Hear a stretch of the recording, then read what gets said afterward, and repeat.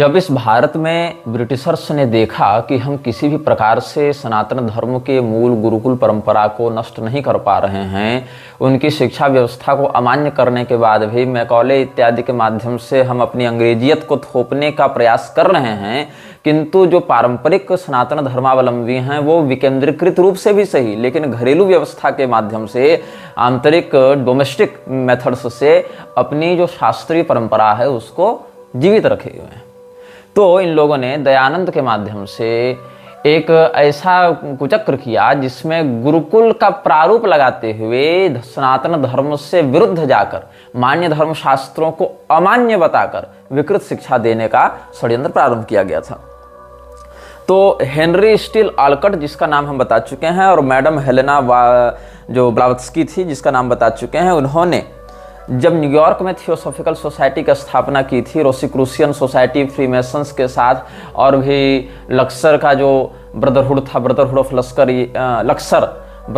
लक्सर, इसके साथ मिलकर उसने जब स्थापना की थी, उसके कुछ समय के बाद मद्रास के अड्यार में भी कश्मीरी शासकों के माध्यम से इसको फंडिंग देकर स्थापित किया गया था। तो जब दयानंद ने आर्य समाज की स्थापना की थी तो आप ध्यान रखेंगे भारत के किसी मान्य तीर्थ में नहीं की थी, मुंबई में की थी। और मुंबई में जब की थी तो दयानंद ने वहां पर, आप जो फ्रीमेसन्स का ग्रैंड लॉज है मुंबई में, वहां पर आप देखेंगे तो दयानंद से जुड़े हुए बहुत कुछ आपको ऐसी बातें प्राप्त हो जाएंगी कि इनका आपस में कैसे संबंध था।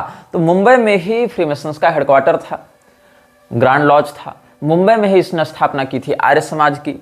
और हेलेना ब्लावत्स्की और जो हेनरी ऑलकट था उसको परोपकारिणी सभा के द्वारा स्वीकृत जो वसीयत है दयानंद की, उसमें अपने उत्तराधिकारी के रूप में अपने बचे खोजे सामग्रियों के नॉमिनी के रूप में उसने नियुक्त भी किया है। तो इसमें मुंबई से कुछ दूर एक स्थान है कार्ला केव्स। कार्ला केव्स वो जगह है जहां फ्रीमेसन्स के लोग अपने सैटनिक रिचुअल्स को अंजाम दिया करते थे, और जो पैशाचिक उपासक होते हैं वो कार्ला केव्स के माध्यम से अपनी शक्तियों को जागृत किया करते थे। तो हमारे पिछले अनुभागों में, इसी श्रृंखला में जब प्रारंभिक अनुभाग आए थे, उसमें हमने बताया था कि म्लेच्छराज के अनुयायी कहाँ कहाँ जाकर, या म्लेच्छराज ने स्वयं भी कहाँ कहाँ जाकर किस किस प्रकार की पैशाचिक साधनाएं की हैं। तो जो फ्रीमेसन्स के लोग थे उसमें भारत के कई राजवंशीय हस्तियों को और भारत के कई कथित साहित्यकारों को, प्रबुद्ध जनों को, वक्ताओं को, क्रांतिकारियों को फ्रीमेसन्स ने अपने प्रभाव में ले रखा था, या अपने मेंबर्स को ही इस रूप में उसने प्रोजेक्ट करके रखा था। तो आर्य समाज की स्थापना भी जैसे कांग्रेस की स्थापना हुई थी, कांग्रेस की स्थापना करने वाले लोग स्वयं अंग्रेजी सत्ता के सक्रिय सदस्य रहे या सक्रिय प्रायोजक रहे, लेकिन लोगों के मन में क्या छवि डाली गई कि इंडियन नेशनल कांग्रेस तो वास्तव में भारत को ब्रिटिशर्स से आजाद करवाने वाली संस्था है, मतलब उस रूप में संघर्ष कर रही है। ऐसे ही जो फ्रीमेसन्स के सहयोग से आर्य समाज की स्थापना हुई है, आर्य समाज में भी यह छवि डालने का प्रयास किया गया कि ये तो अंग्रेजों के विरुद्ध कार्य कर रही है, जबकि अंग्रेजों के विरुद्ध कार्य नहीं कर रही थी। ये संस्था सनातन धर्म के विरुद्ध कार्य कर रही थी, और सनातन धर्म से लोगों को पहले तोड़ेगी तब तो वो ईसाईयत की ओर बढ़ेंगे। इसीलिए कुछ लोग कहते हैं कि आर्य समाज के प्रभाव में आकर कितने लोग ईसाई बने, ये बताओ। इस्कॉन के प्रभाव में आकर कितने लोग जीसस के अनुयायी बने, कितने लोग जीसस का नाम ले रहे हैं, आर्य समाज के कितने लोग चर्च में जा रहे हैं। देखो, ऐसा नहीं है कि कोई आर्य समाज का सीधा ब्रांड लगाकर कहे कि हम आर्य समाजी हो गए इसीलिए चर्च जा रहे हैं, इस्कॉनीय हो गए इसीलिए चर्च जा रहे हैं। वो प्रोसेस ही नहीं है, तुम बीच के चरण को ही भूल रहे हो। आर्य समाज या इस्कॉन से जुड़ा हुआ व्यक्ति, एक खास व्यक्ति दयानंद, या एक खास देवस्वरूप जैसे भगवान कृष्ण के अलावा बाकी किसी की न बात सुनना चाहता है, न किसी को समझना चाहता है, न किसी को प्रामाणिक मानना चाहता है। तो कुल मिलाकर पहले वहां उसको स्थापित किया गया, फिर धीरे धीरे करके जो आर्य समाज की प्रवृत्ति है कि मूर्ति पूजा बंद करो और ये सब वर्णाश्रम व्यवस्था का विरोध करो, और ये मृतकों के श्राद्ध में भी जो अपनी मनमानी ये लोग करते रहते हैं, ये सब बातें जो करते हैं, या ये जो कृण्वन्तो विश्वमार्यम वाले श्रुति का अनर्थ करते हुए पूरे विश्व को ही आर्य घोषित करते हुए फिरते हैं, ये लोग तुमको पहले तुम्हारे वास्तविक कुल परंपरा से तोड़कर अपना इस्कॉनीय कल्चर में लाएंगे या अपने आर्य सामाजिक इसमें लाएंगे, और उसके बाद धीरे धीरे करके तुम्हारी मानसिकता और पीढ़ियों को 2 पीढ़ी 3 पीढ़ी 4 पीढ़ी के बाद ये जाकर ईसाईयत को ढकेलेंगे। सनातन धर्म को हटाकर मूल धारा को हटाकर जितनी संस्थाएं बनी, चाहे तुम कबीरपंथियों का नाम ले लो, चाहे तुम सिखों का नाम ले लो। जब कान सिंह ने सिखों को हम हिंदू नहीं हैं ऐसा कहते हुए अलग किया था, तो एसजीपीसी की भी जब स्थापना की थी, एसपीजीसी की जब स्थापना की थी, उसने सिखों के गुरुद्वारा का जो एक कमेटी है, जो कंट्रोल बोर्ड है, तो अंग्रेजों के माध्यम से उसको हिंदू से अलग पहचान देने के लिए इन लोगों ने कार्य किया था। तो कबीरपंथी तुम देख लो, चाहे उधर तुम वामपंथियों का सिंडिकेट देख लो, चाहे तुम कोई तरह का सभा, सोसाइटी, एनजीओ, समाज, ये सब देख लो, तो अभी इन लोगों ने जितनी भी धाराएं बनाई हैं, राधा स्वामी वालों को देख लो, या जो भी है इस प्रकार से, वो अंततः जाकर उनका जो चरम विलय है वो हिंदू धर्म के विरोधी संस्था के रूप में होता है, और वहां पर ईसाई मिशनरियां बहुत शीघ्र अपना प्रभाव स्थापित करने लग जाती हैं। तो आर्य समाज के कई मिशंस के लिए, कई कार्यों के लिए उन शासकों ने या उन संस्थाओं ने खूब डोनेशन दिया जो प्रत्यक्ष रूप से ईसाई मिशनरियों से जुड़े हुए थे और ईसाई मिशनरियों से काम करते थे। तो सैसन फैमिली जो है, जो रोथसाइल्ड के ही एक ग्रुप में आते हैं, जो कि फ्रीमेसन्स का ही एक प्रोमिनेंट मेंबर है, तो उसने क्या किया था, आर्य समाज की शुरुआती फंडिंग की थी। किसने? सैसन फैमिली ने। और जो दयानंद का महत्वाकांक्षी व्यक्तित्व रहा, उसमें संघर्ष होने लगा, क्योंकि दयानंद यह चाहता था कि थियोसॉफिकल सोसाइटी वाले दयानंद को अपने सर्वोच्च धर्म गुरु के रूप में मान्यता दें, और सनातन धर्म का हर व्यक्ति दयानंद को सर्वोच्च गुरु के रूप में मान्यता देने लगे। तो क्या हुआ, द थियोसॉफिस्ट जो पत्रिका थी, थियोसॉफिकल सोसाइटी की जो पत्रिका थी, उसमें दयानंद ने बहुत कुछ ऐसी बातें कहवानी प्रारंभ की, लिखवानी प्रारंभ की, जिससे थियोसॉफिकल सोसाइटी के लोग भड़क उठे। क्योंकि दयानंद ये चाहता था कि हमको सबसे बड़े ज्ञानी के रूप में, हमको सबसे महान व्यक्ति के रूप में स्थापित किया जाए, जबकि थियोसॉफिकल सोसाइटी से जुड़े लोग तो पूरे विश्व भर की अलग अलग रेसेज में, अलग अलग रिलीजन्स में, अलग अलग विचारधाराओं में, सीक्रेट सोसाइटीज में बटे हुए थे। लेकिन दयानंद का यह जो महत्वाकांक्षी विचार रहा कि सब लोग हमको नेतृत्वकर्ता के रूप में स्वीकार करें, उससे मूल हित टकराने लगे। तो बाद में दयानंद ने भी बहुत कुछ विरोध में लिखना प्रारंभ किया, और हेनरी जो था, हेनरी आलकट, उसने भी दयानंद को पाखंडी, धूर्त, ये सब कहते हुए विद्रोही बताया। और इस प्रकार से बाद में जो लूसीफर मैगजीन जो छपती थी, ब्रिटिश मैगजीन थी ना, और लूसीफर मैगजीन जो है वही थियोसॉफिकल सोसाइटी का मुख्य पृष्ठ था यूरोपीय जगत में। तो लूसीफर मैगजीन की जो मेन एडिटर थी वो कौन थी? मैडम ब्लावत्स्की थी। और मैडम ब्लावत्स्की जो है, कुछ लोग एनी बेसेंट का नाम बीच में ले रहे थे कमेंट में, एनी बेसेंट और कृष्णमूर्ति पर भी हम आएंगे बाद में, लेकिन पहले इस विषय को पूर्ण कर लें।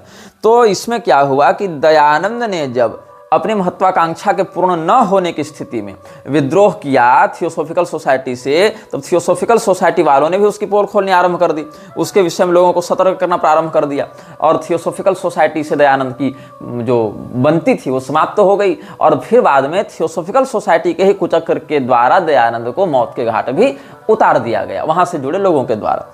तो जो प्रार्थना समाज है, या विवेकानंद वाले हैं, या एक रहनुमाई सभा बनाई गई थी, ये सारे के सारे, या मानव धर्म सभा बनाई गई थी, एक परमहंस मंडली बनाई गई थी, तो ये सब जितने भी तरह के एनजीओ हैं, ये सारे एनजीओ कहीं ना कहीं फ्रीमेसन्स से ही जुड़े हुए थे। और इन लोगों ने कुल मिलाकर दयानंद सरस्वती के आर्य समाज को एक आर्य समाज तो एक शुरुआती नाम हुआ उसका, लेकिन उसका जो व्यापक जो स्ट्रक्चर था, जो उसका इंस्टीट्यूशनल स्ट्रक्चर था, उसको ये लोग कहते थे आर्यन मेसोनरी। मुझे नहीं पता कि आर्यन मेसोनरी के विषय में आप कितना जानते हैं या नहीं जानते हैं, लेकिन ये जो आर्यन मेसोनरी के नाम से बात हुई, इसने क्या किया कि पश्चिमी जगत को और पूर्वी जगत को जोड़ने के लिए एक पुल का काम किया, और ईसाइयत को उस पुल के माध्यम से भारत में घुसाया। अब कौन कौन से लोग थे जो फ्री मेसन्स में थे और आर्य समाज में भी थे, और उन दोनों ने जोड़कर एक आर्यन मेसोनरी बनाई थी, आर्य समाज से और फ्री मेसन से जोड़कर एक स्ट्रक्चर उन्होंने बनाया था, जिसको ये लोग कहते थे आर्यन मेसोनरी। आर्यन मेसोनरी में हरिचंद्र चिंतामण, इसका नाम बहुत फेमस है, हरिचंद्र चिंतामण, हरिश्चंद्र चिंतामणि भी इसको कहीं कहीं कहते हैं, लेकिन अंग्रेज लोग हर नाम को थोड़ा बिगाड़ कर, जैसे श्री रामपुर को सेरामपुर कह दिया, तो ऐसे कुछ कुछ नामों को बिगाड़ कर बोलने के लिए कुख्यात थे। फिर मूलजी ठाकरसी थे, फिर एक अन्ना मोरेश्वर कुंते थे, ये एक डॉक्टर हुआ करते थे, ये सब बहुत से लोग जो ब्राह्मण भी थे, गैर ब्राह्मण भी थे, ये सारे के सारे लोग एक लॉज में, लॉज मतलब जो फ्रीमेसनरी लॉज होते हैं उसमें सम्मिलित थे। अब फ्रीमेसनरी ने क्या किया, दयानंद के आर्य समाज को संज्ञा दी आर्यन मेसोनरी की, साथ साथ एक इस्लामिस्ट लॉज की भी स्थापना की जिसको लॉज ऑफ इस्लाम कहा जाता था।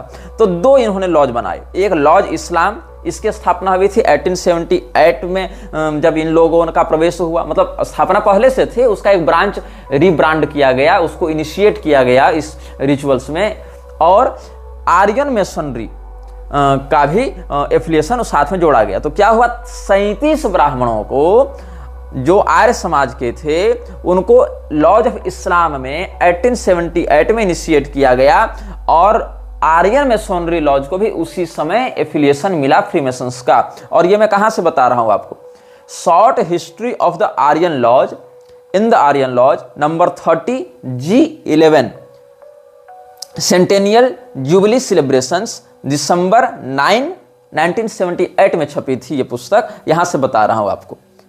9 दिसंबर 1978 को ये पुस्तक छपी थी, short history of the Aryan lodge in the Aryan lodge number 30 G11। इसको जब आप देखेंगे तो क्योंकि 1878 में इनकी स्थापना हुई थी, इसके 100 साल पूरे होने पर सेंटेनियल जुबिली सेलिब्रेशन, शताब्दी समारोह ये लोग मना रहे थे। तो शताब्दी समारोह में लॉज इस्लाम और आर्यन मेसोनरी लॉज दोनों की जो रिब्रांडिंग स्थापना की गई थी 1878 ईस्वी में, उसके 100 साल पूरे होने पर यह पुस्तक छापी गई थी। तो short history of the Aryan lodge जो दिसंबर 9 1978 में छपी थी, वहां आप इसका विवरण देख सकते हैं। अच्छा, इससे पहले थोड़ा सा हम चलते हैं, 1878 में इसकी स्थापना होने से थोड़े से पहले चलते हैं 1873 की ओर। 1873 में क्या हुआ, जो डिस्ट्रिक्ट ग्रांड लॉज था मुंबई वाला, तो डिस्ट्रिक्ट ग्रांड लॉज जो मुंबई वाला था उसने हिंदू मेसनरीज को, जो हिंदू मेसन से जुड़े हुए थे आर्यन मेसनरी में, उनको एक वारंट दिया गया था, एक जारी किया गया था, और इस वारंट के तहत उनको अपनी रिब्रांडिंग करके आर्यन मेसनरी का नाम देना था। मतलब कि जितने भी लोग इसमें जुड़े हुए हैं फ्री मेसन्स में, उसमें वो लोग अपना एक अलग छोटा सा एक इंटरनल ग्रुप बनावें। जैसे एक ही कॉलेज में कई सारे विद्यार्थी हैं, एक ही क्लास में पढ़ रहे हैं, उनके छोटे छोटे ग्रुप बनाकर अलग अलग प्रोजेक्ट्स उनको दिए जाते हैं। तो वैसे ही ये जो फ्री मेसन्स में हिंदू लोग जुड़े हुए थे उस समय, ऐसे हिंदू लोगों को एक वारंट जारी किया गया। वारंट मतलब वो गिरफ्तारी वारंट नहीं, वारंट मतलब आज्ञा पत्र, अनुज्ञा पत्र जो प्राप्त होती है उनको, वो। तो डिस्ट्रिक्ट ग्रांड लॉज जो है बॉम्बे वाला, उस समय उसका नाम बॉम्बे था, बाद में मुंबई उसको रीनेम किया गया था। तो बॉम्बे का जो डिस्ट्रिक्ट ग्रांड लॉज था, वहां से एक टेम्पररी वारंट जारी किया गया था हिंदू मेसन्स के लिए 1873 ईस्वी में, कि आप लोग एक नया मतलब एक रीब्रांडिंग इसकी करें, एक नया इंटरनल ग्रुप बनाएं आर्यन नाम से। और आर्यन ग्रुप जो है उसको जब इन्होंने 4 साल चलाकर देखा कि हाँ भाई ये कर रहा है कि नहीं काम अपना, इसकी सक्रियता क्या है, तो उसको फिर कॉन्स्टिट्यूएट किया गया, उसको संवैधानिक मान्यता दी गई फ्रीमेसन्स के द्वारा। कब दी गई? 1877 में। और इससे क्या हुआ, इसका जो फाउंडिंग मेंबर था वो कौन था? इसका फाउंडिंग मेंबर था एडवर्ड टायरल लीथ। एडवर्ड टायरल लीथ जो इसका फर्स्ट लॉज मास्टर था। और इसमें फिर दूसरा व्यक्ति था जोसेफ एंडरसन। तो doctor Joseph Anderson and Edward Tyrrell Leith were the founding members of Hindu Masonry under the constitutions of District Grand Lodge of Bombay, which was operating under the branch of Freemasonry. अब इसके बाद क्या हुआ, बाल मंगेश वागले जो Mumbai high court के प्रथम initiated अधिवक्ता रहे थे, मुंबई हाईकोर्ट के प्रथम मान्यता प्राप्त अधिवक्ता कौन हुए? बाल मंगेश वागले। और ये भी इसमें थे। इसके अलावा शांतराम नारायण और घनशरण नीलकंठ नादकर्णी इनका नाम आता है। ये सभी हाईकोर्ट के ही जुड़े हुए लोग थे। और शांतराम विठल सांसगिरी, डॉक्टर आत्माराम पांडुरंग तारखद, हरिचंद्र चिंतामण जिनका नाम हम बता चुके थे, ये सब भी थियोसॉफिकल सोसाइटी ऑफ इंडिया के फर्स्ट लॉज मेंबर्स रहे हैं। और ये सब आर्य समाज से भी वहां पर जुड़े हुए थे। तो क्या हुआ कि जब ये आर्यन मेसोनरी का उदय हुआ और यहाँ से इनको रेगुलेट करके फिर फ्री मेसोनरी की मुख्य धारा में जोड़ा जाता था, तो इन लोगों ने मुंबई की अर्थव्यवस्था में, सामाजिक संरचना में, राजनीतिक संरचना में बहुत अधिक प्रभाव डाला है और बहुत अधिक उसको मैनिपुलेट किया है। अब इसमें 3 लॉज सबसे पहले बनाए गए थे।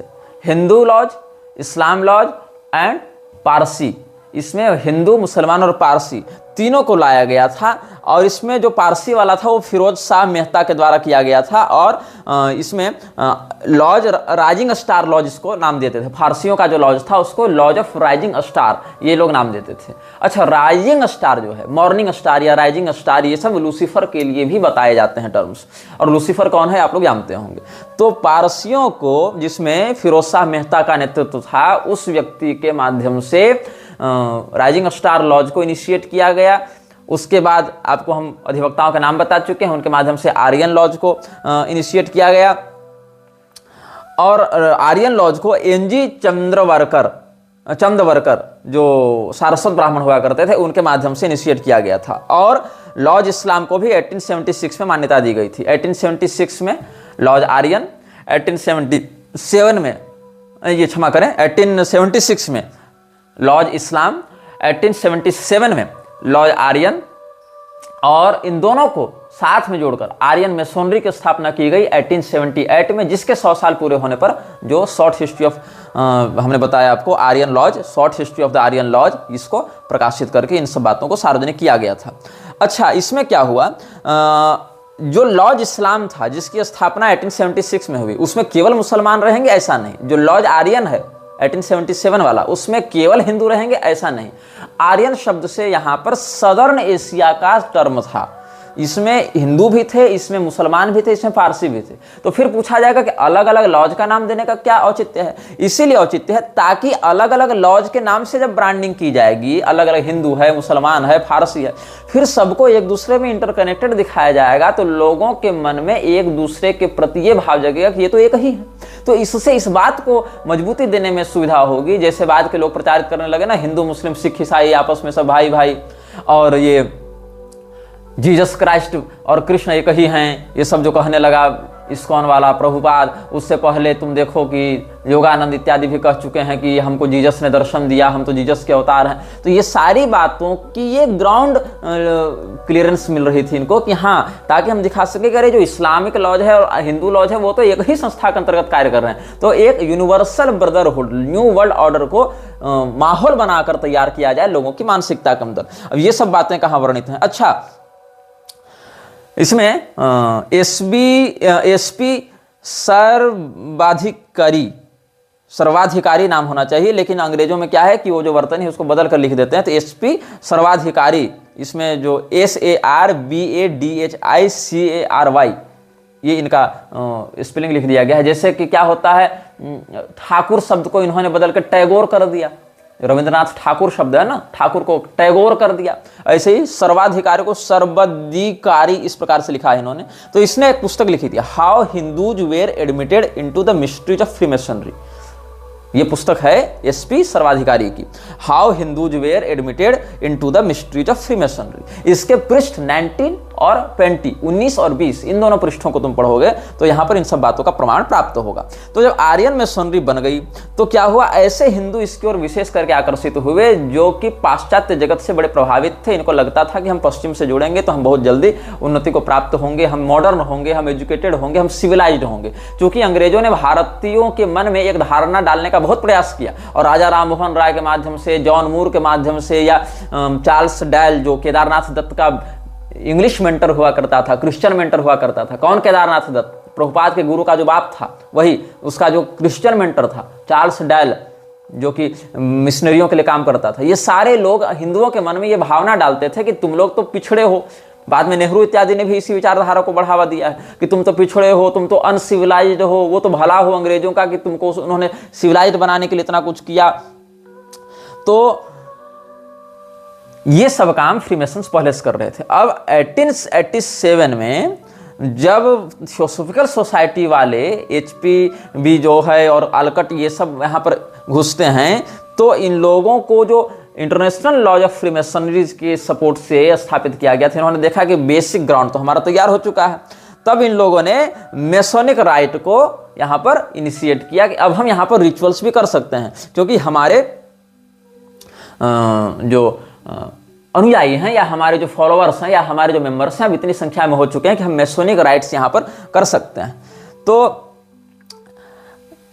इसमें 2 जनवरी 1879 ईस्वी को, 2 जनवरी 1879 को एक चिट्ठी लिखी गई थी। ये कब लिखी गई? हालांकि इस समय भारत में आना जाना ब्लावत्स्की का शुरू हो गया था, लेकिन इसने अपने पूरे काम को स्थायी रूप से, ऑफिशियल रूप से लागू नहीं किया था। अभी तो केवल जांच पड़ताल चल रही थी माहौल बनाने की। तो मैसोनिक पेटेंट सेल्समैन जो था जॉन यार्कर, इसने ब्लावत्स्की को एक चिट्ठी लिखी थी। ये अडियार के आर्काइव में मिल जाएगी, जो थियोसॉफिकल सोसाइटी का आर्काइव है, अभिलेखागार है, कहाँ पर? अडियार में, चेन्नई में, वहां से ये प्राप्त हो जाएगा आपको। तो इसमें आप एक टाइटल देखेंगे, letter from Masonic patent salesman John Yarker to Blavatsky, dated 2 January 1979। तो ये क्या कह रही है यहाँ पर यार्कर ने क्या कहा है, उसका इंस्ट्रक्शन पूछते हुए कि मैडम हम लोग को आगे क्या करना है। तो उसमें क्या क्या बातें वहां पर पूछी गई हैं। I will adopt your revised ceremonies. I wish you to advance 3 objects. Sensorial with the 7 imperfect ceremonies, 4 of which I sent you. फिर perfection, giving the gist of the Vedic doctrine. Third, for the selected few, the division of the 7 grades according to the dogma of the East. Or you make 2 branches, the sensorial 7 rites and the ceremony of perfection. Ranking as the first Eastern grade, censor of the second, and sponsor of the third. By Yama. You mean, I think, Captain Archer.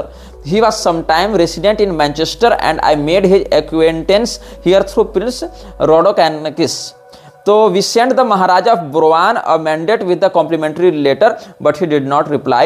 तो इस प्रकार से मतलब कैसे वहाँ मैसोनिक rights को वैदिक rituals की आड़ में लपेट कर करने हैं, कैसे उन पेशाचों की आराधना करनी है, कैसे कैसे अलग अलग बातों को करना है, इसके सांकेतिक गुप्त चिट्ठियाँ भेजी जा रही थी।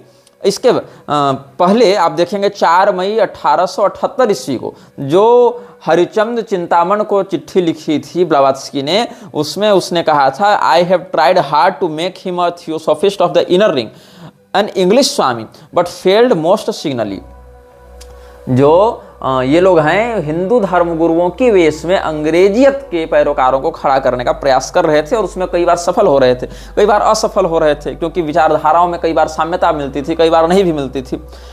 तो ये सब हैं। आगे आप देखेंगे तो एक पुस्तक है अ लेटर बाय ब्लावत्स्की, जो कि 1974 में प्रकाशित, 1947 में 1947 में प्रकाशित हुई थी। उसमें मेनरी पी हॉल ने ये सब वर्णित किया है कि मैडम ब्लावत्स्की ट्रिब्यूट थियोसोफिया मई जून में छपी थी ना 1947 में। उसके 10वें 11वें पृष्ठ में देखो, they are members of an occult brotherhood, not of any particular school in India. Its origin is of untold antiquity and is as much Masonic as present Masonry is little Masonic. ये सब बातें इसने कही हैं। तो दयानंद सरस्वती की हम बात कर रहे थे। दयानंद सरस्वती जो है उसको ये कहते थे महात्मा दयानंद, जो ब्लावत्स्की थी उसको महात्मा वाली श्रेणी में रखती थी। तो ये महात्मा जो था ये व्हाइट ब्रदरहुड लॉज का सदस्य था। इसका वर्णन कहाँ मिलेगा? तो आलकट ने ओल्ड डायरी लीव्स लिखी है, उसका वॉल्यूम 1 देखोगे, पेज 468 से 469 तक। तो हेनरी आलकट की पुस्तक ओल्ड डायरी लीव्स, यहाँ पर आपको इसका वर्णन मिल जाएगा। और हम पहले भी बहुत सी पुस्तकों का रेफरेंस आपको दे चुके हैं कि हम ये सब बातें कहाँ से बता रहे हैं। लोग कमेंट में पूछते हैं कि कहाँ से पढ़ें इन बातों को, तो इन सब भी पुस्तकों का हम आपको नाम बताते जा रहे हैं, एडिशन बताते जा रहे हैं, और ध्यान आता है तो पृष्ठ संख्या भी बता देते हैं। हालांकि पेज नंबर मैं कम बताता हूँ क्योंकि अलग अलग एडिशंस में 1 2 4 ऊपर नीचे हो जाती है बातें, फॉन्ट के साइज पर और उसके ट्रिमिंग साइज पर, लेकिन बता दे रहा हूँ इतना। तो इसने क्या दावा किया था कि हम जो, अच्छा ये जो हम बता रहे थे आपको, Dayanand Saraswati who was considered a mahatma and member of the white lodge by Blavatsky and Olcott is supposed to have compiled a ritual for the use of the London and New York theosophical society. Theosophical society की वो शाखा जो New York में initiate की गई थी या London में जो चल रही थी, उसके लिए दयानंद सरस्वती ने एक मैसोनिक रिचुअल भी किया था। इसका प्रमाण मैं दे चुका हूं। आलकट ने जो ओल्ड डायरी लीव्स लिखी है उसके वॉल्यूम 1 के पेज 468 से 469 तक तुम देखोगे इसका वर्णन। तो दयानंद सरस्वती ने व्हाइट लॉज भी ज्वाइन किया था, जो अजराइल की बातों पर चलती है, जो 4 बुक्स डिस्कॉर्स्ड बाय अजराइल है, जो व्हाइट ग्रेट व्हाइट ब्रदरहुड के विषय में हम पिछले अनुभागों में बता रहे थे, उसका भी सदस्य रह चुका था। और इसीलिए ब्लावत्स्की ने क्या कहा कि हम लोग जो काम कर रहे हैं वो बिल्कुल वैदिक धर्म के अनुसार कार्य कर रहे हैं, क्योंकि हम लोग जो फ्रीमेसनरीज हैं वो तो आजकल के हैं। असली फ्रीमेसनरीज या असली तो मुख्य जो हैं मैसोनिक जो ब्रदरहुड के बातें हैं वो तो वैदिक ऋषियों ने की है। यही कारण है कि दयानंद सरस्वती ने यह सोचा कि यदि हम केवल ऋषि महर्षियों की बात करते हैं तो उनके द्वारा ग्रंथों को मान्यता देनी पड़ेगी। इसलिए बहुत से ऋषियों को इसने ऋषि ही नहीं माना, बल्कि अग्नि, वायु, सूर्य इत्यादि को अलग अलग प्रकार के ऋषियों के रूप में इसने डिनोट किया, और बाद में स्वयं को महर्षि के रूप में प्रचारित करने, स्थापित करने या अनुयायियों के द्वारा इस प्रकार से मान्यता दिलाने का प्रयास ये लोग करते रहे हैं। तो एक पुस्तक है जो 1880 में छपी थी, 7 अप्रैल 1880 में छपी थी, दयानंद के ही समकालीन पुस्तक है, the theosophical society of universal brotherhood in the theosophist. जो ये जो लेख है ये थियोसॉफिस्ट पत्रिका में छपता था। तो अप्रैल 1880 के एडिशन को तुम देखोगे तो वहां पर ब्लावत्स्की ने क्लेम किया है कि the rishis of the Vedic school where of course also founders of the Masonic, मतलब जो वैदिक संप्रदाय के ऋषिगण हुए वो सब भी मैसोनिक के फाउंडर्स रह चुके हैं, ये दावा कर रही। तो ये आप समझ लो कि कैसे इन लोगों ने प्राचीन वैदिक हिंदू धर्म को अपने गिरफ्त में लेने के लिए, अपने प्रभाव में लेने के लिए उन वैदिक ऋषियों को भी फ्रीमेसनरी का फाउंडर बता दिया। कैसे इन लोगों ने संजार भाषा को संस्कृत को बदलने के लिए, मतलब संस्कृत को प्रतिस्थापित करने के लिए संजार भाषा का प्रयोग किया, नकली भाष्य लेकर आ गए, ब्रह्म भाष्य इत्यादि को इनिशिएट करने का प्रयास किया। और इससे क्या हुआ कि धीरे धीरे करके वैदिक सभ्यता और फ्रीमेसनरी आइडियोलॉजी को एक दिखाते हुए इन लोगों ने प्रयास किया कि इस्लाम, हिंदू, वेद, फ्रीमेसन ये सब एक ही हैं, और वह जो हम बता रहे हैं वही सही है, वही वास्तविक है, ऐसा कह के फिर बाद में मंदिर, चर्च ये सबको भी एक कर देंगे। तो इसमें एक इन्होंने थियोसॉफिकल सोसाइटी ने विजयनगर के जो विजयनगर के यहाँ VIZIANAGRAM ऐसा लिखा हुआ है, तो revise and ratified in February 1880 strongly bear the impress of freemasonry, इसके अंतर्गत ये छपा है। 17 दिसंबर 1879 ईस्वी को छपा था, और फिर बाद में 3 महीने बाद ही फरवरी 1880 में इसको रिवाइज किया गया, इसको फिर से शोधित किया गया।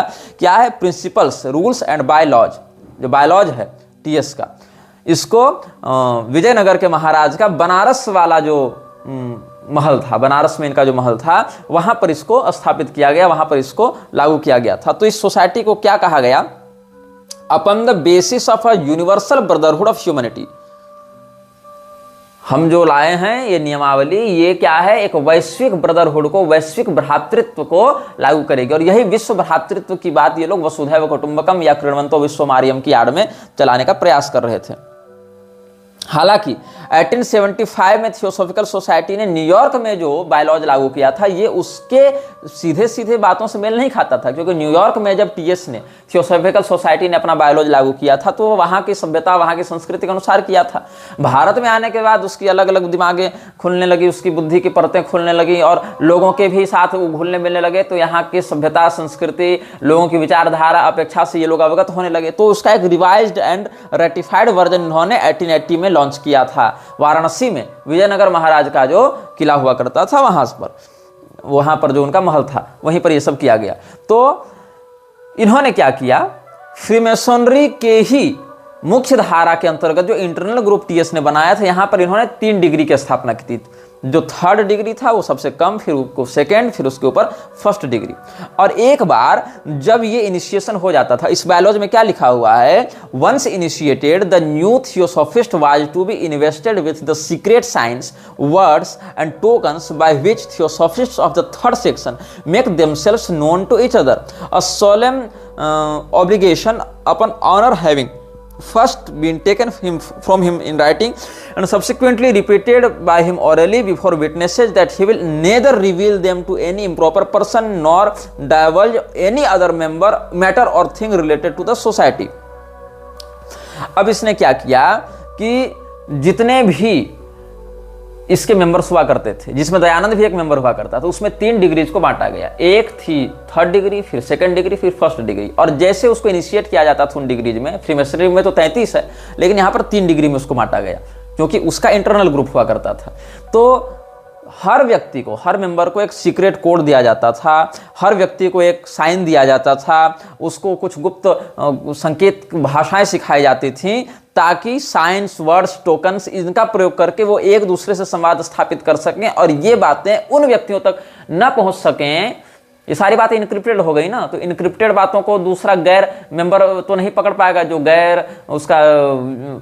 उसका संगठन का व्यक्ति नहीं है वो तो पकड़ नहीं पाएगा इन विषयों को। इसीलिए इन लोगों ने ऐसा किया। और इसमें जो अवधारणा है ईश्वर की, वो कहा कि ईश्वर एक है और ईश्वर ही पूरे मानवता का निर्माता है, इसीलिए हम केवल उसकी आराधना करते हैं और किसी की नहीं करते हैं। अब आप देखिएगा इसमें और है, creeds and modes of worship may differ, but the idea that God is one is common to the whole race, and in the love of God common to humanity is to be found that harmony which it is the mission of the universal religion not only to preach but which it strives to make an actuality of life. Saints therefore ask you to look beyond yourselves to a center that is within yourself. इस प्रकार से अब ये सब कहाँ मिलेगा आपको? Universal brotherhood, universal love and universal religion. हम पूरे विश्व की एक भ्रातृत्व भावना, पूरे विश्व में एक प्रेम की भावना और पूरे विश्व में एक धर्म की भावना हम लाना चाहते हैं। ये कहाँ मिलेगा? जो एसजी चंदवरकर का हमने आपको नाम लिया, जो आर्यन मेसोनरी का लॉज मास्टर हुआ करता था, सारस्वत ब्राह्मण था ना, इसका पूरा नाम था नारायण गणेश चंदवरकर। तो इस व्यक्ति ने सोशल रिफॉर्म एसोसिएशन में जाकर, समाज सुधार एसोसिएशन इन्होंने बनाया था ना मंगलौर में, सोशल रिफॉर्म एसोसिएशन मंगलौर के अधिवेशन में ये बात बताई थी 1900 ईस्वी में 1900। और इसको नोट कहाँ किया गया? Speeches and writings of Sir Narayan Ganesh Chandavarkar. इसमें तो इसमें इन लोगों ने क्या बात की है कि ये जो सोशल रिफॉर्मर्स थे, इन्होंने इस्लाम पर कुछ नहीं कहा, इन्होंने ईसाइयत पर कुछ नहीं कहा, इन्होंने कहाँ पर कहा? इन्होंने केवल हिंदू धर्म को विकृत दिखाया, केवल हिंदू धर्म में सुधार की बातें कही।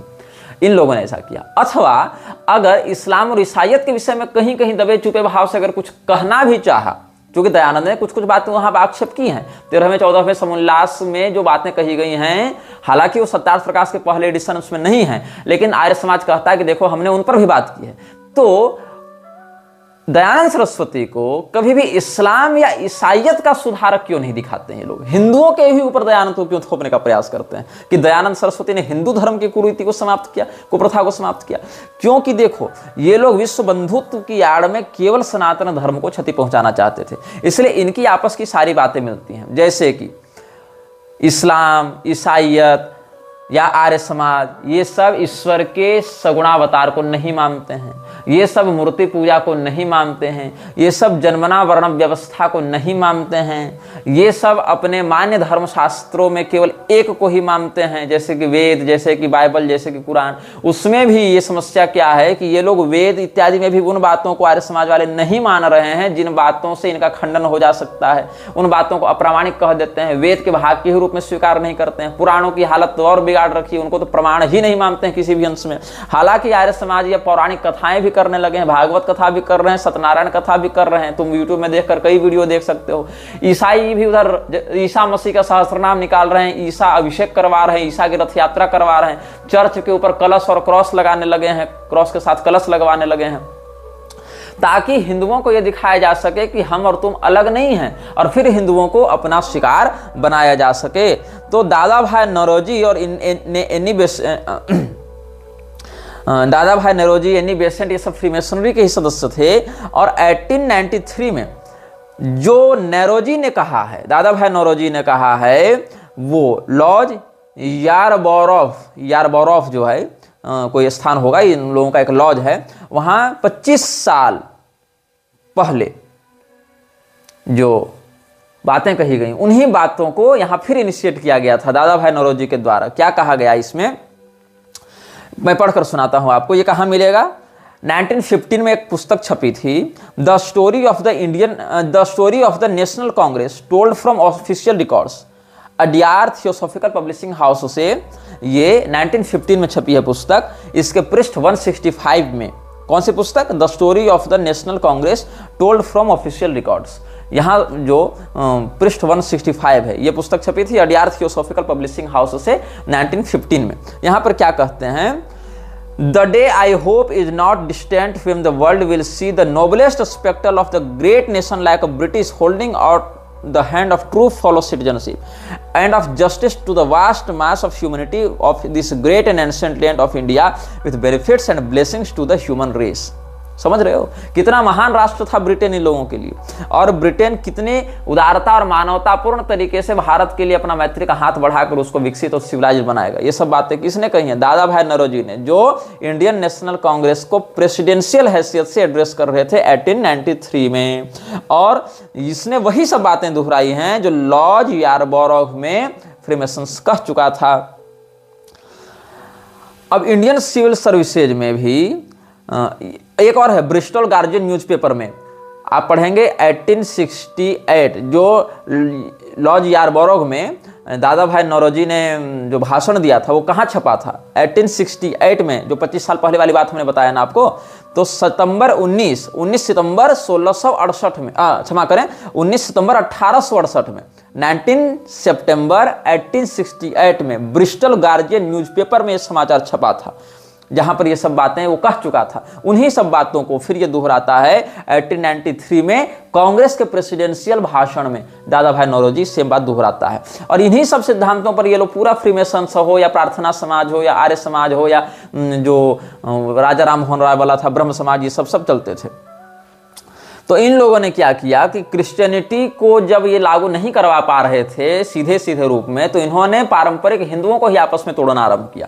पारंपरिक हिंदू टूटेगा, बिखरेगा, हमारे विरुद्ध एकजुट नहीं हो पाएगा, हमारे ही द्वारा इनको बताया जाएगा कि तुम्हारे धर्मशास्त्रों का ये अर्थ है, हमारा द्वारा किया गया अनुवाद पढ़ो, हमारा द्वारा किया गया भाष्य पढ़ो, अगर हमारे भाष्य पर श्रद्धा नहीं है तो हमने जिसको एफिलिएट दिया है, ऐसे दयानंद इत्यादि के भाष्य को पढ़ो, लेकिन कम से कम अपनी मूल परंपरा से दूर जाओ, सनातन धर्म के मान्य ग्रंथों को प्रक्षिप्त, मिलावटी, अश्लील और ये सब बताना प्रारंभ करो, क्योंकि उनके अर्थ को गुरु परंपरा से तो तुम समझोगे नहीं, समझने हम देंगे नहीं, समझाएंगे हम ही, और हम जो चश्मा तुमको पहनाएंगे उसी से तुम संसार देखोगे, और फिर अंततः आज ना सही 2-3 पीढ़ी बाद सही, लेकिन बनोगे तो तुम ईसाई, नहीं बनोगे तो कम से कम नास्तिक बनोगे, कुल मिलाकर हिंदू नहीं रहोगे। ये इनका मूल षड्यंत्र था। अब हम आपको एक और बता रहे हैं, जो एलएसएम वार्ड था, मैसोनिक स्कॉलर हुआ ये एलएसएम वार्ड ने 1921 में ये सब पूरी बातें इसने बताई हैं, और इसने जेएसएम वार्ड ने freemasonry and the ancient gods ये पुस्तक लिखी थी। ये पुस्तक 1921 में इसने सार्वजनिक की थी, और freemasonry and the ancient gods ये जो वार्ड ने पुस्तक लिखी थी, इसके पृष्ठ 344 में तुम देखना, तो यहां पर ये क्या लिखता है? The preserver whether they call him the Modi or speak of the Christ return to earth as the sun in his heat and glory from his throne in the azure sky sucks up the mist and dew, whether they hail him by Buddha's name and returning them to earth, or Kalki of Vishnu sprung renews the verdant plain, they tell us a truth for all the same, so the Lord of death and birth and by every mystic song returns to us again। ये सब बातें इसने कही है कि जो कल्कि अवतार हैं या जो मैत्रेय बुद्ध हैं या सेकंड कमिंग ऑफ जीसस हैं, ये सब हम लोग एक ही रूप में देखते हैं। अब इसमें सेकंड कमिंग ऑफ जीसस के नाम से इन्होंने कृष्णमूर्ति को भी बढ़ाने का प्रयास किया था, लेकिन जब कृष्णमूर्ति पर आएंगे तब उस विषय पर हम चर्चा करेंगे।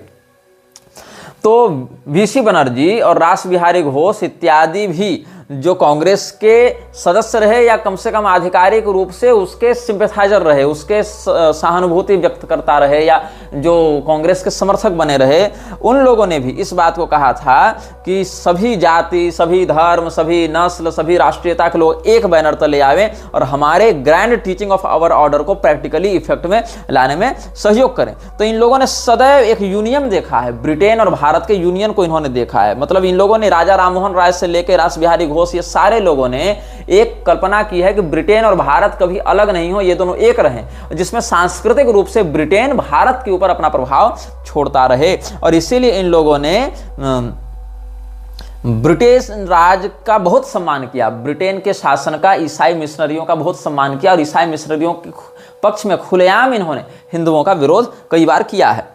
तो लॉर्ड जिटलैंड जो था, जो इंग्लिश ग्रैंड मास्टर था फ्रीमेसनरी का, और उसका जो डेप्यूटी था लॉर्ड रिपन, ये 1860 में ये लोग काम कर रहे थे यूनिवर्सल ब्रदरहुड को लागू करवाने में, और बंगाल में इन लोगों ने अपना हेडक्वार्टर खोला था 1860 में ही। तो इसमें आप देखेंगे तो 1860 में जो फ्रीमेसनरी बंगाल में कार्य कर रही थी, उससे पहले बंगाल में फ्रीमेसनरी के कार्य को स्थापित करने के लिए सेरामपुर ट्रियो लगा हुआ था। सेरामपुर ट्रियो का ही ऑफस्प्रिंग आप मान सकते हैं राजा राममोहन राय को। ये लोग आपस में एक दूसरे को ब्रदर इत्यादि कहा करते थे ना। और 1885 में जो कांग्रेस का अधिवेशन हुआ था, उसमें भी दादा भाई नौरोजी ने एक बात कही थी, जिसको मैं ब्रिटन मार्टिन की पुस्तक से, उसकी पुस्तक का नाम है न्यू इंडिया, तो ब्रिटन मार्टिन ने न्यू इंडिया पुस्तक लिखी थी 1885 में ही, उसके पृष्ठ 298 में 1885 वाले अधिवेशन का ही उसने वर्णन किया है, जहां दादा भाई नौरोजी ने कहा था कि what attach us to this foreign rule with deeper loyalty than even our own past native rule is the fact that Britain is the parent of free and representative government and that we as her subjects and children are entitled to inherit the great blessings of freedom and representation. मतलब इसने क्या कहा कि हम अपने देश में जो हमारे परंपरागत शासन व्यवस्था है, उसके अपेक्षा अंग्रेजी शासन के वफादार इसीलिए हैं और उसके लिए इसीलिए आकर्षित हो रहे हैं। हम सब जो पाश्चात्य शिक्षा प्राप्त भारतीय हैं, वो इसीलिए ब्रिटेन के प्रति निष्ठा रखते हैं, क्योंकि ब्रिटेन जो है वो हमसे अधिक सीनियर है स्वतंत्रता के मामले में, प्रतिनिधित्व के मामले में, लोकतंत्र के मामले में, और इसीलिए हम सबों को उस सत्ता का बस प्रजा बनकर, उस सत्ता की प्रजा के रूप में उसके प्रति वफादार रहते हुए अपनी स्वतंत्रता को अपनाना चाहिए। मतलब हम अंग्रेजी सत्ता के अधीन रहते हुए सारा कार्य करें, क्योंकि स्वतंत्रता, लोकतंत्र इत्यादि मामलों में वो लोग हमसे सीनियर हैं। इसीलिए अपने स्वदेशी शासन की अपेक्षा हम उन विदेशियों के शासन के प्रति अधिक वफादार हैं। ये सब बातें रिकॉर्डेड हैं। ब्रिटन मार्टिन ने इस अधिवेशन को कवर किया था और 1885 में इसी अधिवेशन वाले वर्ष में न्यू इंडिया नामक पुस्तक के पेज 298 में उसने ये बात लिखी है। तो बदरुद्दीन तैयब जी और नारायण चंद्रवरकर, नारायण गणेश चंद्रवरकर, ये सब जो थे, या दादा भाई नौरोजी, फिरोज शाह मेहता, ये सारे के सारे लोग फ्रीमेसन्स के ही सदस्य रहे। बंगाल में VC बनर्जी देख लो, मनमोहन घोष देख लो, रास बिहारी घोष देख लो, ये सारे लोग इन्हीं फ्रीमेसनरी लॉज के उत्पाद थे। और दयानंद सरस्वती देख लो, या उधर श्यामजी कृष्ण वर्मा देख लो, ये सारे लोग भी इसी प्रकार से कर रहे थे कार्य। तो ये जो मैडम ब्लावत्स्की है, उसने, आपको अगर याद होगा पिछले अनुभागों में, तो हमने ब्रियन शार्प नामक पादरी का आपको वर्णन किया था, जिसने इन्फर्नल नेम्स ऑफ गॉड्स का वर्णन किया था, जिसमें आर्द्र म्लेच्छ के, अहरिमान के बहुत ही छोटे सेवकों में उसने कुछ शैतानों के नाम लिखे थे, जिसमें भगवती काली का नाम भी घुसाया था, शिव जी का नाम भी घुसाया था, देवराजेंद्र का, वरुण देवता का, ये सब का नाम भी उसने घुसाया था। इसके विषय में हम पहले के अनुभागों में बता चुके हैं। तो मैडम ब्लावत्स्की भी इस बात को पहले से मानती आ रही थी। ये तो ब्रियन शार्प ने बाद में लिखा, लेकिन ये विचारधारा तो पहले की थी। तो एक बुक है परसेप्शन डिसेप्शन, तो परसेप्शन डिसेप्शन में एक बात लिखने को मिलती, देखने को मिलती है, जो हमारे एक प्रबुद्ध दर्शक ने कमेंट में कोट किया था, जिसको हमने क्रॉस वेरीफाई किया, तो हमने उस बात को सही पाया। ये लिखती है, ऐसे सनवेल्ड में ये जो बात है उसको कोट किया गया है परसेप्शन डिसेप्शन में। मतलब जो मैडम ब्लावत्स्की ने अपनी बुक में लिखा, उसको फिर डेविड ने अपनी बुक में कोट किया था। वो क्या लिखती है, now we have to remember that Shiva and the Palestinian Baal और Moloch and Saturn are identical. मतलब जो शिव जी हैं वही शनि ग्रह हैं, और वही जो बाल पिशाच है, मृक्षराज वाला जो बाल पिशाच, जिसके विषय में हम वीडियो बना चुके हैं, वो भी वही है, और मोलोच भी वही है, जिसको बच्चों की बलि नहीं दे दी जाती थी, जिसके विषय में हम दूसरे तीसरे अनुभाग में बताए थे। मोलोच ही मलेच्छ शब्द का वहां अपभ्रंश है। तो ये सब एक ही है। मतलब इसके लिए मलेच्छराज में, बाल पिशाच में और शिव जी में कोई भेद नहीं था। तो ऐसे लोग, या ऐसे लोगों से जुड़ा हुआ दयानंद कैसे शिव तत्व के विषय में जान पाएगा, परब्रह्म के विषय में जान पाएगा, और कैसे उसकी शास्त्रीय व्याख्या कर पाएगा। तो एक और था अल्बर्ट पाइक, उसने गुसेपे मजीनी, जिसका वर्णन हम 32 लोगों की सूची में कर चुके हैं। तो गुसेपे मजीनी जो इटालियन था, उसको 1971 में फ्रीमेसन्स का एक सदस्य, एक उच्चाधिकारी अल्बर्ट पाइक, उसने कहा था कि हम 3 विश्व युद्ध लाएंगे, और 3 विश्व युद्धों के माध्यम से, 3 वर्ल्ड वार्स के माध्यम से हम न्यू वर्ल्ड ऑर्डर को इनिशिएट करेंगे। तो ये सब बातें इन लोगों के विचारों में बहुत पहले से थी। तो इन लोगों ने क्या किया है, मतलब बहुत सारी स्कीम्स दिए हैं लोगों को कि ये कर लो, ये कर लो, ये कर लो। आर्य समाज के विरोध में हम बोल रहे थे, तो तुफैल चतुर्वेदी आकर हमको कहने लगे कि तो छिछोरा व्यक्ति है, ये तो असभ्य व्यक्ति है। अब बताओ, तुफैल चतुर्वेदी अपने नाम के आगे चतुर्वेदी लगाते हैं, और उसके बाद ये आर्य समाजी हैं, आर्य समाजी है तो कर्मणा वर्ण व्यवस्था मानेंगे। अब चतुर्वेदी क्यों लगा रहे हैं अपने नाम के आगे? चारों वेदों को क्या इन्होंने परंपरा से पढ़ा है? क्या वैसा कर्म है? नहीं है, लेकिन नाम लगा रहे हैं चतुर्वेदी। और अगर जन्म से वर्ण व्यवस्था मानो तो आर्य समाज का खंडन भी नहीं कर रहे हैं कि हमारे बाप दादा चतुर्वेदी लगाते थे तो हम लगा रहे हैं, ऐसा भी नहीं कर रहे। तो और जाति शब्द की बात कहें तो ये इतने बड़े विद्वान हैं कि अलजात शब्द से जाति शब्द का निष्पन्न होना बताते हैं कि ये तो संस्कृत का ही शब्द नहीं, ये तो अरबी से आया है, तो मुगल लोग और इस्लाम हमारे यहाँ जाति प्रथा लेकर आया, ये बकवास करते हैं। जबकि दुर्गा सप्तशती में ही देखिए, या देवी सर्वभूतेषु जाति रूपेण संस्थिता, ये मिल जाएगा। उत्साद्यमते जाति धर्मा कुल धर्मा शाश्वता, ये गीता में मिल जाएगा। इनको प्रमाण नहीं मानते हो तो पतंजलि के महाभाष्य को तो ये लोग मानते हैं। वहां महर्षि पतंजलि ने स्पष्ट कहा है कि जाति ब्राह्मण यो स, जो तपस्या और विद्या से हीन है, केवल योनि से ब्राह्मण है वो जाति ब्राह्मण है, वहां भी जाति शब्द है। तो इन लोगों को संस्कृत शब्दों के निष्पन्नता का भी बोध नहीं है, लेकिन ये लोग बड़े बड़े आर्य समाजी बने घूमते हैं, हमको गाली देने आ जाते हैं। हनुमान चालीसा इत्यादि के विरुद्ध भी पहले ये लोग खूब वक्तव्य दे चुके हैं। इस्कॉन वाले ऐसे ही कहते चल रहे हैं कि हमसे शास्त्रार्थ करो, ये करो वो करो। किस विषय पर शास्त्रार्थ करें? जिन शास्त्रों के आधार पर बातें होती हैं उनको तो तुम अप्रामाणिक कहते फिरते हो कि हम तो प्रमाण ही नहीं मानते। तो क्या प्रमाण मानेंगे? तो केवल प्रभुपाद ने जो लिखा उसको प्रमाण मानेंगे, प्रभुपाद ने जो अर्थ किया उसको प्रमाण मानेंगे। तो प्रभुपाद ने जो अर्थ किया उसी को अगर केवल प्रमाण मानना है तो फिर वो तो जीसस को अपना गुरु बताते फिरता था। और ये लोग पीछा काटते फिर रहे हैं कि नहीं जी, प्रभुपाद ने ऐसा नहीं कहा। तुम तो अपने गुरु के सगे नहीं हुए। जो तुम्हारे गुरु ने कहा, जो तुम्हारे गुरु ने लिखा कि हरे कृष्ण और हालेलुया एक ही है, उस बात को भी तुम नहीं मान रहे हो। तुम पहले अपने गुरु की ही पुस्तकों को पढ़ लो। उस पर भी ये लोग स्वयं ब्राह्मणेतर होकर कर्मणा वर्ण व्यवस्था की पोल पैरोकारी करते हुए आते हैं और स्वयं को मध्वाचार्य जी का अनुयायी बताते हैं। लेकिन मध्वाचार्य जी तो स्वयं जन्मना वर्ण व्यवस्था के समर्थक थे, द्वैतवादी थे। तुम द्वैतवादी गुरु के चेले होकर अचिंत्य भेदाभेद कैसे मान रहे हो? और अगर चैतन्य महाप्रभु की बात मानते हो, षड गोस्वामियों की बात मानते हो, तो वो तो जन्मना वर्ण व्यवस्था मानते हैं। चैतन्य महाप्रभु भी जन्मना ही वर्ण व्यवस्था मानते हैं। और तुम लोग जो है सो कर्मणा की बात कर रहे हो ताकि वहां घुसपैठ की जा सके। तो गौड़ीय संप्रदाय की शास्त्रीयता के विषय में जितने प्रमाण देते हैं वो सभी सही हैं, लेकिन ये गौड़ीय नहीं है। इन्होंने गौड़ियों का तिलक, गौड़ियों का वेश, गौड़ियों का नाम धारण कर रखा है और प्रमाण उनका देते हैं। जबकि तुम एनजीओ हो। तुम्हारे गुरु ने भी जो गौड़ीय मठ बनाया वो भी अपने मरे गुरु के फोटो के सामने खुद को दीक्षा देकर बना लिया। अब ये तो वही बात हो गई कि कल को कोई व्यक्ति प्रभुपाद के फोटो के सामने अपने आप को त्रिदंड संन्यास दे दे और कहे कि मैं पूरे इस्कॉन का मालिक हूं, तो क्या तुम मान लोगे उसको? तुम तो एनजीओ में नहीं मान सकते हो ऐसा, तो हम संप्रदाय में कैसे मान लें? ऊपर से ये लोग एक गरुड़ पुराण का श्लोक दिखाते हैं कि मणिमान नाम दैत्यस्तु शंकराख्यो भविष्यति। तो इन विषयों पर हम बहुत पहले कह चुके हैं कि मणिमान नामक दैत्य शंकर नाम से अवतार लेगा और सर्वेशाम शंकरम यस्तु करिष्यति न संशयः तेन शंकर नामासो भविष्यति खगेश्वर। ये सभी को शंकरता की ओर ढकेलेगा, इसलिए इसका नाम शंकर होगा। लेकिन ये श्लोक गरुड़ पुराण का जो है वो मोक्ष कांड में है। मोक्ष कांड केवल माध्व संप्रदाय वाले छाप रहे हैं। हालांकि हमको मोक्ष कांड को प्रामाणिक मानने में कोई समस्या नहीं, हम तो मानते ही हैं, हम इन श्लोकों को भी प्रामाणिक मानते हैं। लेकिन क्या हुआ, यहाँ पर तालव्य श नहीं है, दंत्य स है। जो संस्कृत व्याकरण के प्रारंभिक विद्यार्थी भी होते हैं उनको व्याकरण का महत्व समझाने के लिए बताया जाता है कि शंकर और शंकर अलग अलग हैं। उनको बताया जाता है कि सकृत और शकृत अलग अलग हैं, स्वजन और स्वजन अलग अलग हैं। तालव्य श और दंत्य स दोनों अलग अलग हैं। अगर तालव्य स लगाओगे तो शंकर का अर्थ होता है कल्याण करने वाला, दंत्य स लगाओगे सांप वाला स तो शंकर का अर्थ होता है दोगला, मिश्रित। अच्छा, अगर तुम स्वजन कहोगे तालव्य श वाला तो अर्थ होता है कुत्ता। अगर तुम कहोगे स्वजन दंत्य स वाला तो अर्थ होता है कुटुंबी।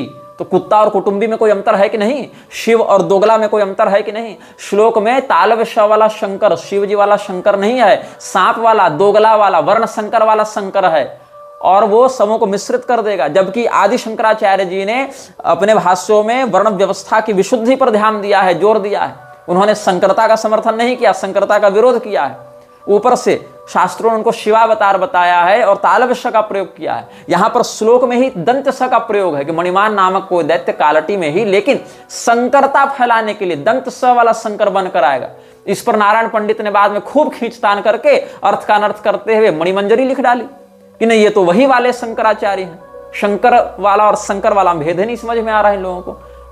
हाँ, ग्राम्य गिरा में शंकर सुवन केसरी नंदन ये सब बोलने के लिए जन सामान्य उतना विशुद्ध उच्चारण नहीं करता, इसलिए ग्राम्य गिरा में गोस्वामी जी ने कहीं कहीं दंत स का प्रयोग इस प्रकार से किया है, तालव्य स के स्थान पर दंत स का प्रयोग कर दिया है, लेकिन वहां अर्थ वही है, उनका अभिष्ट दूसरा है। यहां पर संस्कृत में जो है वहां एक बिंदु अनुस्वार में बदल जाने से अर्थ बदल जाता है। मित्रह कहोगे और मित्रम कहोगे तो अंतर हो जाएगा। मित्रम कहोगे तो अर्थ होगा दोस्त, सखा, और मित्रह कहोगे तो अर्थ होगा सूर्य। स्वजन कहोगे तो अर्थ होगा कुत्ता, स्वजन कहोगे तो अर्थ होगा कुटुंबी, शंकर कहोगे अर्थ होगा शिव, कल्याणकर्ता, और अगर शंकर कहोगे अर्थ होगा ये दोगला, मिश्रण। इसलिए शंकरो नरकाय एव कुलघ्नानां कुलस्य च। अर्जुन ने कहा कि ये जो वर्ण संकरता है वो लोगों को नरक में ढकेलेगी। यहां पर मणिमान दैत्य के अवतार में शंकर है, तालव्य नहीं, दंत स है। तो तुमको श्लोक के एक अक्षर पर भी चिंतन नहीं जा रहा है, तुमको करना है शास्त्रार्थ। क्या करें? तुम्हारे गुरु ने जो कहा हमने 9 एपिसोड में कहा है, तुम्हारे गुरु ने जो कहा, तुम्हारे गुरु ने जो माना, और उसका जो दुष्प्रभाव है वो हमने पहले ही व्यक्त कर चुका है। अब एक एक व्यक्ति से हम भिड़ते चले तो इसके लिए हम थोड़े पैदा हुए हैं कि हर 2 टके का व्यक्ति उठकर शास्त्रार्थ करने आ जावे। शास्त्रों को पहले प्रामाणिक तो मानना तुम लोग सीख लो, देवताओं की निंदा तो करना छोड़ दो। पहले तो परंपरा ही पता चल जावे कि तुम्हारी क्या है। इनिशिएशन में तुम लोगों ने मरे गुरु के फोटो के सामने ले रखा है, तुमसे किस बात का शास्त्रार्थ? तुम तो दंड के अधिकारी हो, चर्चा के अधिकारी ही नहीं हो। आगे के अनुभागों में हम और विशेष करके इन सबों की पोल खोलेंगे। यह वीडियो जल्द ही हटा दिया जा सकता है, कृपया थर्ड पार्टी ऐप्स का उपयोग करके डाउनलोड करें। आप इस वीडियो को अपने चैनल पर फिर से अपलोड भी कर सकते हैं।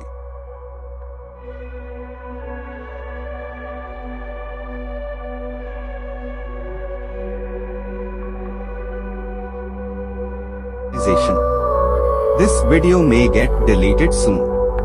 Please download using third-party apps.